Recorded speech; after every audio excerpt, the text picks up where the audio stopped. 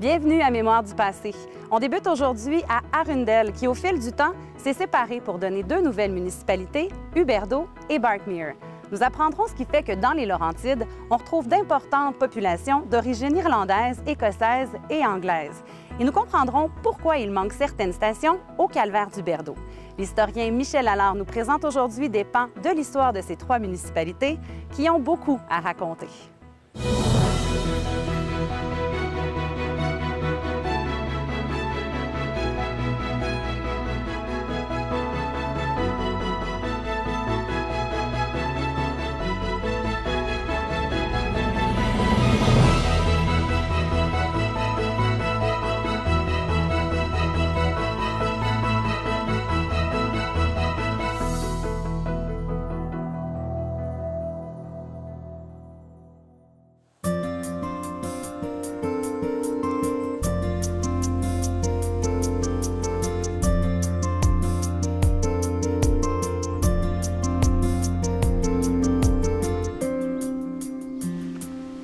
On est sur le bord de la rivière Rouge et juste l'autre côté de la pointe, c'est le ruisseau Beaven.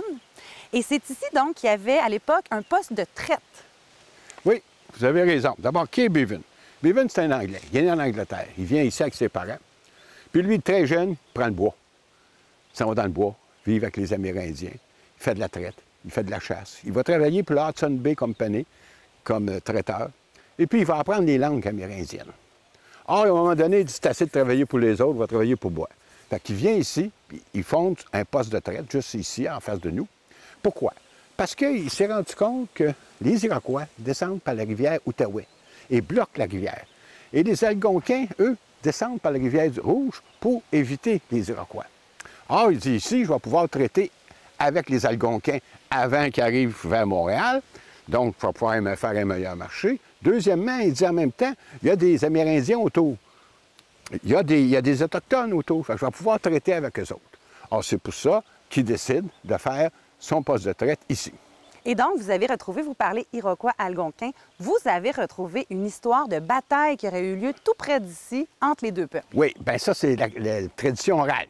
Bon, la tradition orale dans la région dit qu'un peu plus loin, à peu près 4-5 km d'ici, les Iroquois avaient fait une embuscade. Ils voulaient attendre les Algonquins pour leur voler leur fourrure, comme ça se faisait continuellement à ce moment-là. Les Algonquins avaient envoyé une avant-garde et des éclaireurs. Puis ils ont vu ce qu'ils ont fait. Ils ont pris un petit ruisseau à côté, ils sont descendus, ils ont entendu, ils sont arrivés proches, ils ont entendu au matin, ils ont sauté ces Iroquois, ils les ont battus. Et la légende dit, ou l'histoire orale dit, que jamais les Iroquois sont venus, sauf qu'il y a un chemin, le premier chemin entre ce qui est Arundel et Huberdeau s'appelait le chemin des Iroquois. Est-ce que c'est en souvenir de ce combat-là? Je ne le sais pas. C'est donc dire qu'il y avait une présence autochtone importante dans la région. Oui, quand Albright est venu arpenter le canton, il a travaillé avec des Amérindiens. Ensuite, on a trouvé à un moment donné ici qu'il y avait une réserve non officielle qui s'est installée à Huberdeau. Et on demandait qu'il y ait une réserve officielle à la Belle, mais ça a été refusé. Puis troisièmement, on a trouvé que dans les années 1850-60, il y avait des Amérindiens qui payaient des taxes municipales à la municipalité d'Arundel. Donc, ça dit qu'effectivement, ici, les Amérindiens, les Autochtones étaient établis depuis assez longtemps. Et ils sont demeurés quand même, je pense, assez longtemps dans la région.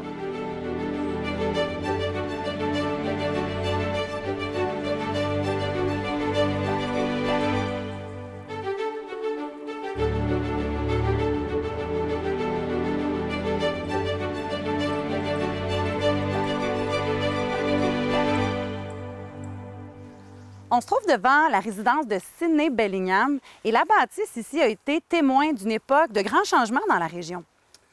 Oui. D'abord, il y a des histoires des fois qui existent, qui sont intéressantes. Bellingham, c'est un Anglais, né en Angleterre, qui déménage en Irlande avec ses parents. Puis après ça, qui traverse l'Atlantique et s'en vient à Montréal. Il va travailler pour une compagnie d'import-export. Bon, et puis en 1837, lors de la bataille de Saint-Eustache, c'est lui qui dirige les milices des cantons de Gore et Chatham contre les patriotes. Et effectivement, ce sont les anglophones, c'est l'armée de Colborne avec les milices qui ont gagné la bataille. Par la suite, il est devenu député. Député du comté d'Argenteuil. Et est-ce qu'il a laissé sa marque comme député? Oui. Bon. Quand il arrive comme député, il y a un mouvement qui a commencé à s'amorcer. Parce que tout le nord du comté d'Argenteuil n'a pas encore été arpenté. Mais il y a un mouvement, c'est ce qu'on appelle un front de colonisation, un front pionnier. Il y a deux choses qui ont aidé le front pionnier dans le comté d'Argenteuil, le long de la Rouge. Premièrement, c'est une époque où, si vous voulez, la compagnie Hamilton, qui a obtenu le droit de couper les arbres, c'était une compagnie forestière, coupe les arbres et les colons peuvent suivre par la suite. Donc, s'établir. Ben oui, ils s'établissent. Deuxièmement, en Irlande, il s'est passé quelque chose de très important dans ces années-là. Il y a eu une famine. Pourquoi? Parce que la pomme de terre a eu une maladie, le mildiou, et la pomme de terre, c'était, en Irlande, l'élément de base. Et là, les Irlandais, ils meurent de famine. Ils sont venus par milliers au Québec. Même, on les mettait à Grosse-Île pour voir s'ils étaient malades ou pas. Puis à Montréal, ils sont installés dans le quartier qu'on appelle le Griffintown. Ils ont construit le parc Victoria. Mais il y en a d'autres qui sont venus ici et qui, avec des Écossais et des Anglais, remontaient ici. Mais Bellingham s'est aperçu d'une chose. Le canton de Arundel, il n'était pas. Il ne s'appelait pas Arundel, ça n'avait pas été arpenté. Bien, lui, il a pris de l'argent de sa poche, puis il l'a fait arpenter. Il l'a fait arpenter et il l'a baptisé Arundel. Pourquoi? Parce que Arundel, c'est un comte d'Arundel en Irlande. Et puis, semble-t-il, c'est un des plus vieux titres de noblesse en Angleterre. Or, Arundel, par contre, il y en a qui disent non. Dans l'inventaire de la Commission de toponymie du Québec, ils disent parce qu'il y avait une fleur qui s'appelait, une plante, c'est-à-dire qui s'appelait la roube. Et qu'il y en avait autour ici. Mais les gens ordinaires disent eux autres, c'est pas Arundel, c'est l'Hirondelle ou le canton de l'Arondelle. Mais Sidney Bellingham, il a fait construire la maison ici, sauf qu'il ne l'a jamais habitée. Bien, c'est que là, il a arpenté, puis il a construit, il s'est donné un domaine qui s'appelait Fitz-Allen. Fitz, ça veut dire fils de Allen, les fils d'Allen, Bellingham. Bon, donc Fitz-Allen, et il a construit cette maison-là. Parce qu'Allen, c'était son père. Allen, c'était son père. Oui. Il ne l'a jamais occupé. Mais par contre, ce qu'il a fait, il a arpenté. Ensuite, il a fait des différents colons. Et c'est lui qui a commencé à coloniser la région et qui fait que, si vous voulez, le long de la Rouge, vous avez un front pionnier anglophone qui, alors qu'à la même époque, du côté de la rivière du Nord, vous avez un autre front pionnier ou un des grands pionniers, c'est Augustin Herbert-Morin. Mais le plus drôle, c'est qu'Augustin Herbert-Morin, c'était un patriote, tandis que Bellingham, lui, il était parti opposé aux patriotes. Bon. Donc, Bellingham est venu ici. Il n'a jamais habité, mais il a fait amener plusieurs colons. Et c'est comme ça qu'on le trouve important. Il y a une question que je me pose, peut-être qu'un auditeur ou un téléspectateur pourrait te donner la réponse. Il y a une rue à Montréal qui s'appelle Bellingham, près de l'université. Est-ce que c'est en honneur de Sidney Bellingham? Point d'interrogation. Et on laisse aux téléspectateurs le soin d'essayer de trouver une réponse.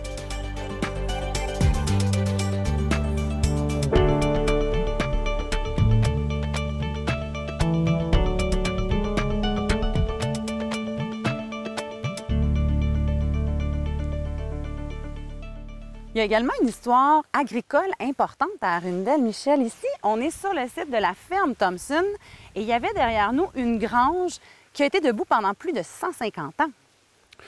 Oui, vous avez raison. Thompson, c'est le premier colon. Vous savez, on parlait de Bellingham tout à l'heure. Bellingham, le premier colon qui a fait naître, c'est un nommé Thompson. C'est un instituteur. C'est même pas un cultivateur lui-même. C'est un instituteur qui est venu ici avec ses 6 enfants et son épouse, bien entendu. Et, bien entendu, on a construit une grange. Et là, l'hiver dernier, la grange est tombée. Et nous, cette grange-là, ce qui était intéressant, parce que c'était une des plus vieilles granges que l'on retrouvait dans les Laurentides. Mais vous savez, c'est ça qu'on fait l'histoire. Des fois, on arrive, puis le bâtiment n'existe plus. Bon. Donc, Thompson s'installe ici. Mais il n'est pas tout seul.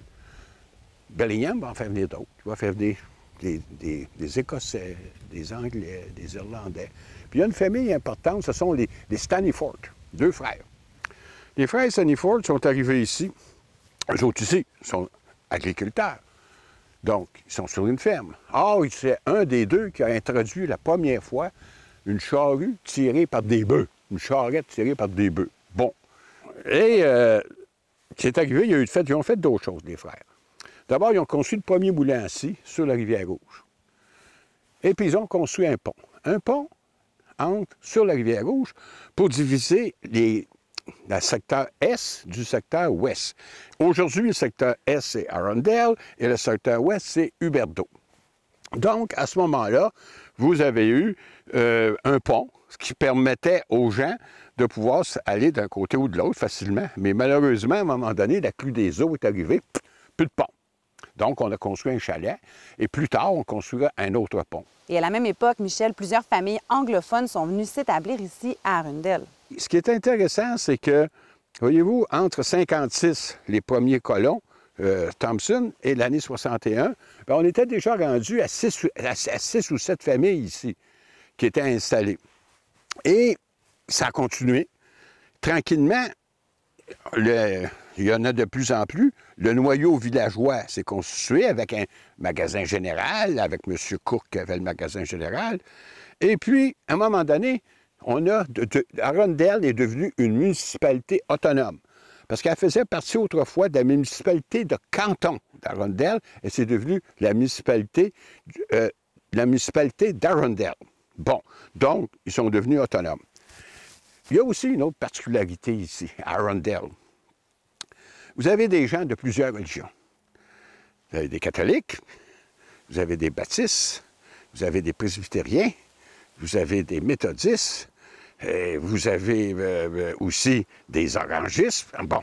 Or, donc, si vous voulez, il y a plusieurs religions, mais orangiste, ce n'est pas nécessairement une religion, c'est plutôt une organisation de personnes qui sont de religion protestante. Bon. Donc, vous avez toute cette caractéristique ici. Ce qui fait que Arundel était une société agricole. Une société agricole jusqu'à ce que le train arrive en 1896.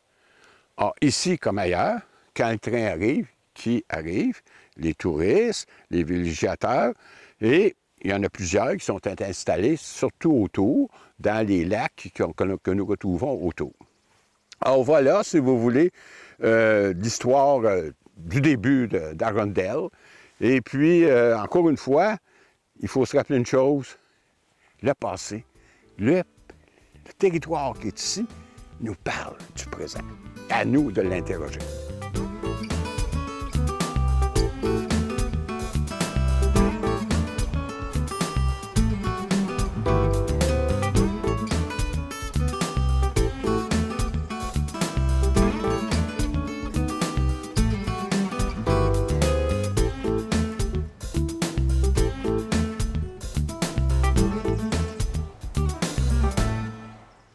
On est maintenant à Huberdeau, qui jadis faisait partie du territoire d'Arundel. Et on se trouve derrière nous, il y a l'église qui est située finalement sur le site de la première chapelle construite. Voilà, vous avez raison. Mais il faut dire quelque chose.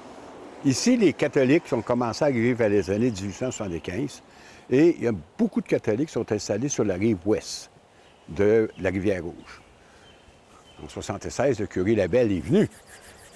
Alors, le curé Labelle a dit-on, a choisi le site de l'Église, comme il faisait un peu partout. C'était un homme qui se mêlait de tout, sur le bon sens du terme.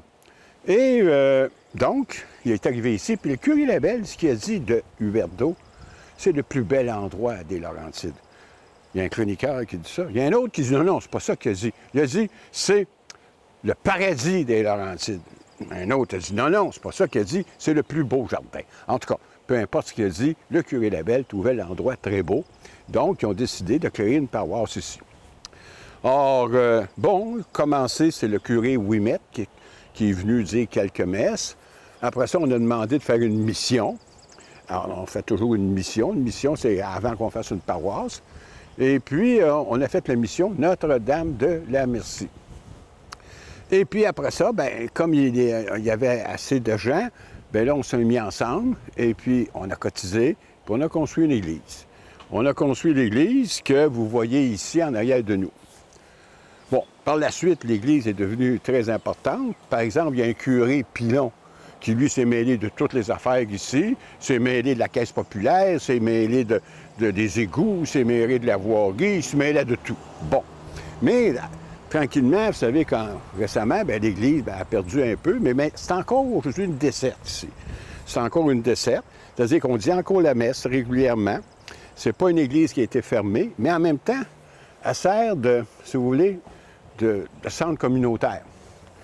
Par exemple, on sait qu'il y a quelques années, il n'y a pas longtemps, Boucard Diouf, avec Serge Bouchard, qui malheureusement est décédé il y a à peine quelques mois.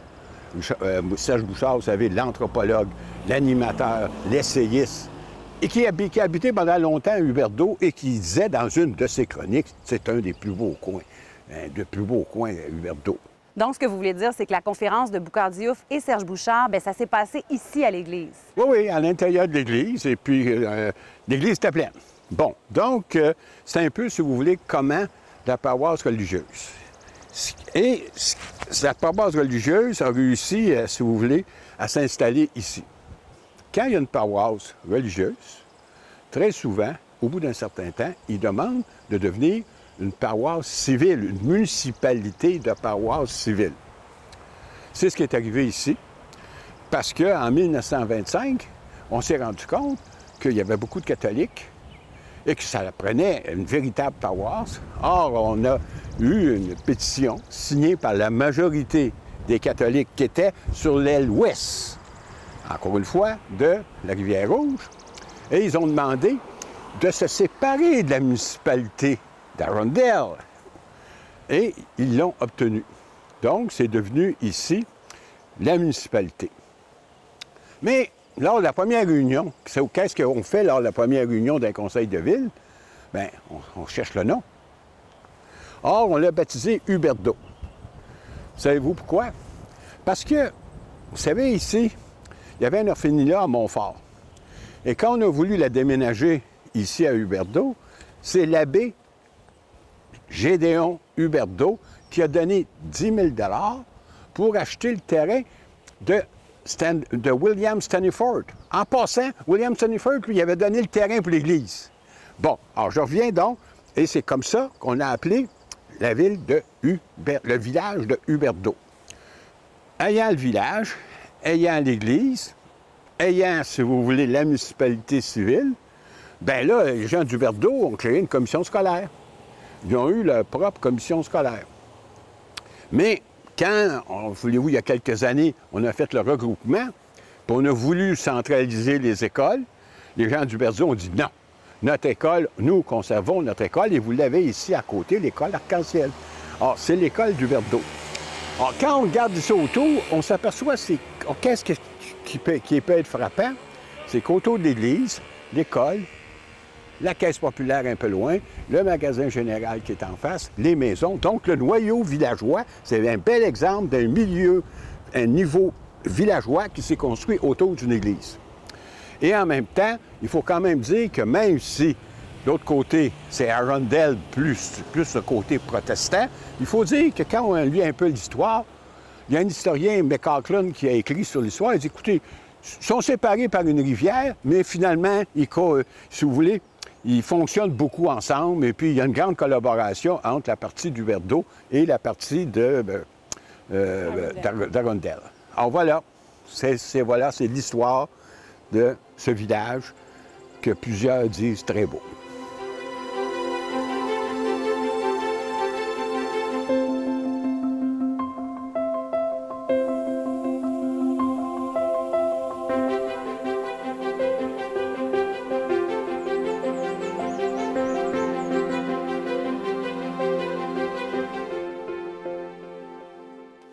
Michel, la région des Laurentides n'a pas vraiment de lieux de culte qui ont attiré plusieurs pèlerins, sauf peut-être ici, au calvaire d'Huberdeau, qui fait exception. Et franchement, c'est impressionnant comme endroit. C'est très impressionnant. Voyez-vous, un calvaire, ça veut dire quelqu'un qui passe une mauvaise période, soit physique, soit morale. Et le Christ notre Seigneur Jésus-Christ, a été crucifié, excusez l'expression, le péonet, sur une colline qui s'appelait le Golgotha. Or, le Golgotha, c'est calvaire. Or, qu'est-ce qu'on a?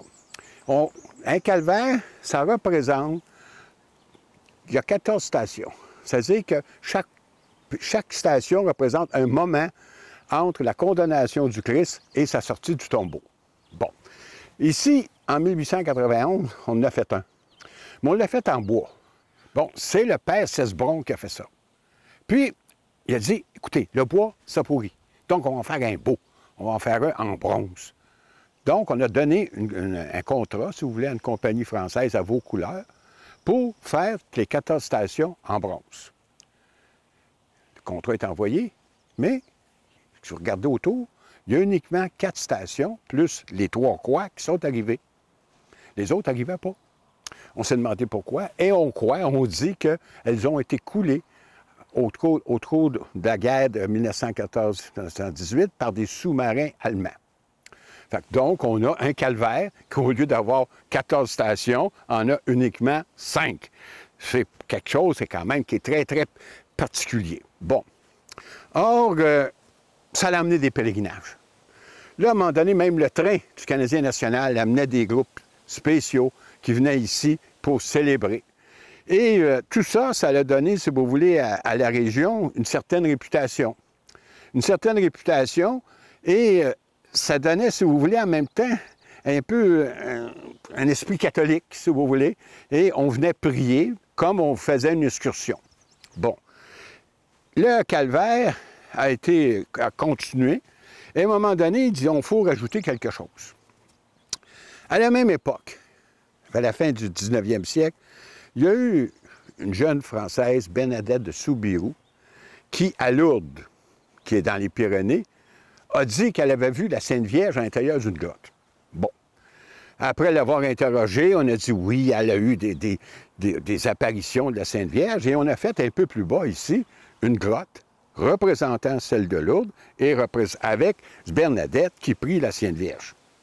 Ce qui fait qu'on trouvait tout ici. On trouvait le Christ, puis on trouvait Marie, sa mère, qui était la Sainte Vierge, c'est-à-dire qui était ici, et ça donnait un lieu de pèlerinage qui, malheureusement, depuis quelques années, est plus ou moins utilisé. Les gens viennent ici très souvent pour garder le beau paysage qu'on a autour de nous. Mais qu'est-ce qu'on en garde aujourd'hui? Pourquoi on conserve les lieux tels quels? Bien, écoutez, je pense qu'il y a 3 raisons. D'abord, il y a raison ethnographique. C'est-à-dire que les pèlerinages au Québec, ça a été très, très populaire. Il y en avait partout. Il y en avait à l'Oratoire Saint-Joseph, il y en avait au Cap-de-la-Madeleine, il y en avait près de Québec, à Beaupré, il y en avait partout des pèlerinages. Donc, c'était, si vous voulez, une présentation, si vous voulez, religieuse, et c'était très, très populaire. Donc, au niveau ethnographie. Deuxièmement, bien, comme ce sont le père Cesbron, qui est un Montfortin, qui l'a érigé, si vous voulez, qui l'a entretenu, bien, ça rappelle que les Montfortins ont fait certaines choses à l'intérieur de la région. Puis troisièmement, lorsqu'on les regarde comme il faut, ce sont des figures qui sont très, très expressionnistes.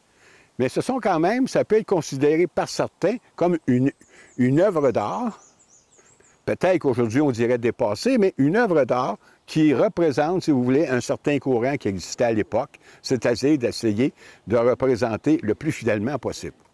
Alors, quand vous regardez toutes ces différentes statues, une après l'autre, vous voyez qu'elles ont beaucoup d'expressions et elles marquent, dans le fond, un geste qui a été posé à l'époque.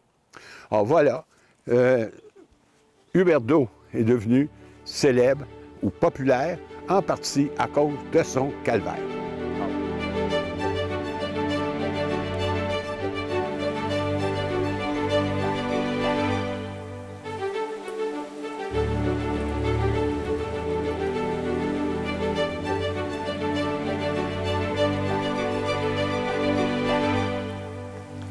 Michel, on est maintenant à Barkmere, une des plus petites villes des Laurentides et assez méconnue.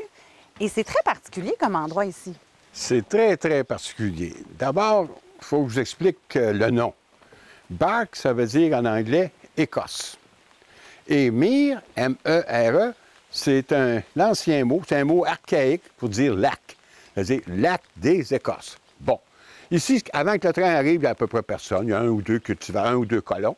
Et quand le train est arrivé à Arundel, bien là, il y a des bourgeois de Montréal, qui sont francophones et anglophones, qui ont vu ce beau lac-là et qui ont commencé à se construire des chalets autour du lac. Mais pour rester ici, il y avait au moins deux choses importantes. On ne pouvait pas aller au lac par des chemins, à notre chalet par des chemins. Il fallait avoir absolument une embarcation. Alors, pour avoir une embarcation, il fallait que tu aies une certaine aisance. Deuxièmement, la plupart des chalets n'étaient occupés que l'été. Alors, quand pensez-vous, qu'est-ce qui arrivait en hiver? Il arrivait en hiver qu'il y a des gens qui venaient puis qui faisaient différents dommages aux chalets qui pouvaient exister. Fait que là, on a formé une association. L'Association pour la protection du lac. La protection du lac et en même temps organiser certaines activités sociales.